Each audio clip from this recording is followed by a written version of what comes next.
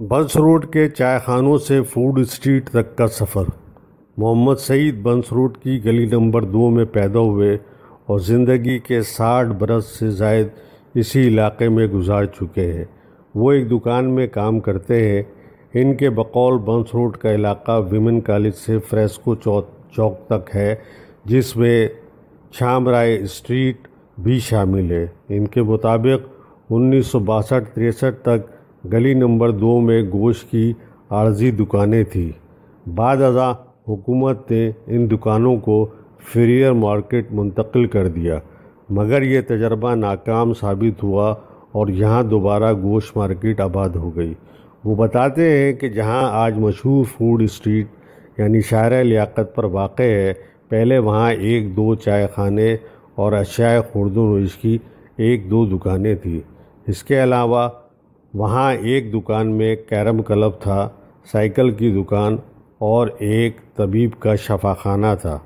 وہاں ربڑی کی مشہور دکان 1978 میں کھلی۔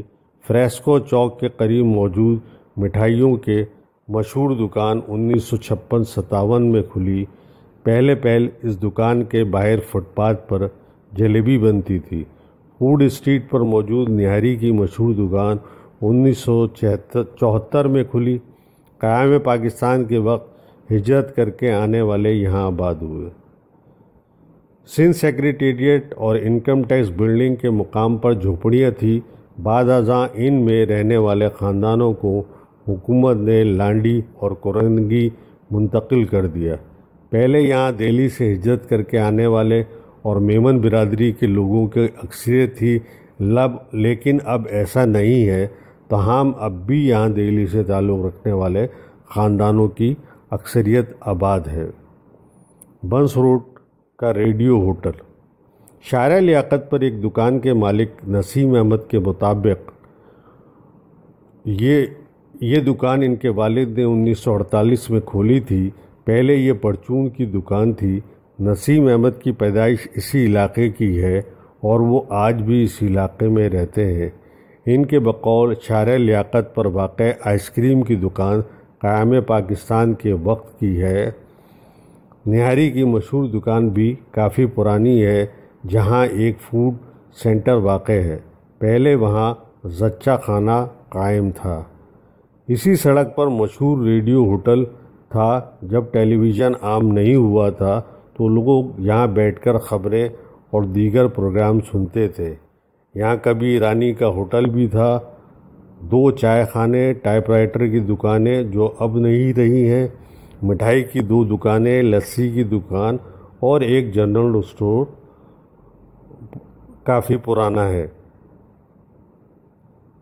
بنس روڈ میں دیر گئے تک رات جاگنے کی روایت۔ علاقے کے پرانے رہائشیوں کے مطابق یہاں رات کو دیر تک جاگنے کی روایت کافی پرانی ہے۔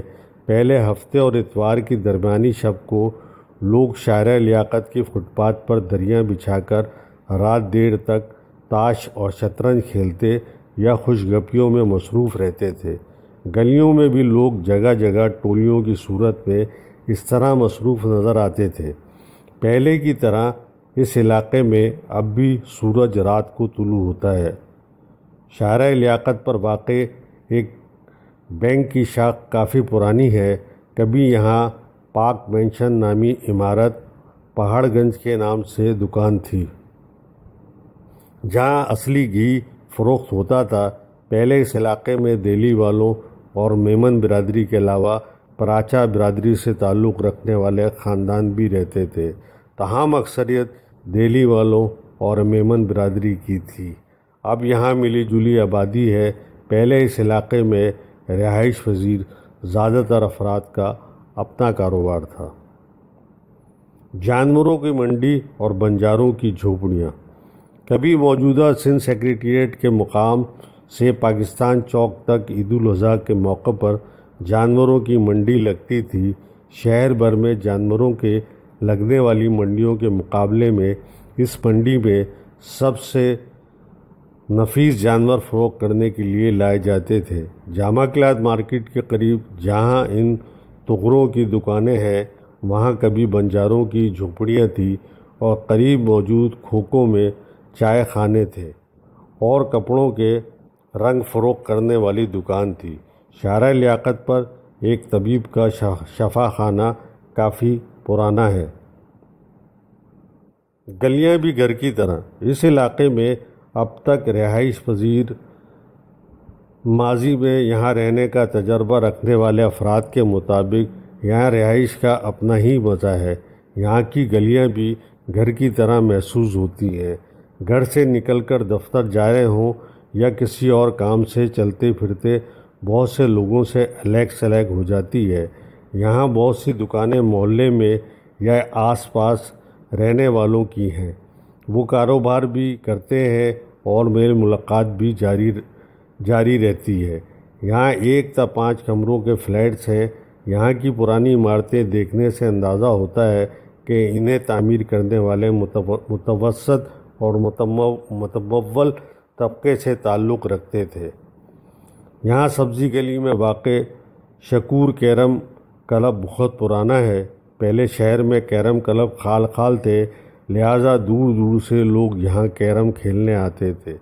دہلی سے تعلق رکھنے والے یہاں بہت سے رہائشی اب بھی تانبے کے برتن استعمال کرتے ہیں، لہٰذا جناح مسجد کی دکانوں میں برتنوں پر قلعی کرنے والوں کی دکان ہے۔ یہاں عید میلاد النبی کے موقع پر بھی کافی رونق ہوتی ہے اور چراغاں کیا جاتا ہے۔